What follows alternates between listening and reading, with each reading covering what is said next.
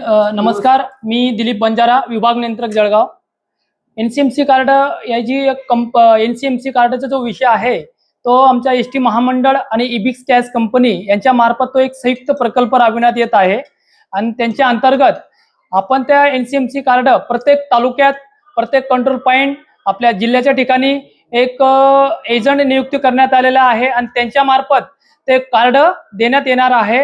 आणि त्या सवलतीमध्ये आपण महिलांना 50%, ज्येष्ठ नागरिक, अमृत ज्येष्ठ नागरिक व विद्यार्थी पासेस असं त्यांचा समावेश आहे आणि त्याची जी किंमत आहे 199 रुपये आहे। आणि या व्यतिरिक्त जर कुणी एजंटने पैसे जास्त घेतल्यात त्या संबंधित एजंटचा कोड हे बंद करण्यात येईल, त्याचा लायसन रद्द करण्यात येईल। ज्यांच्याकडे जुने कार्ड असतील त्यांना काय ज्यांच्याकडे जे जुने कार्ड असतील त्या संदर्भात आपण त्यांना 150 रुपये त्यांच्याकडनं घेण्यात येणार आहे। आणि साधारण याची मुदत काही ठेवण्यात आली आहे का?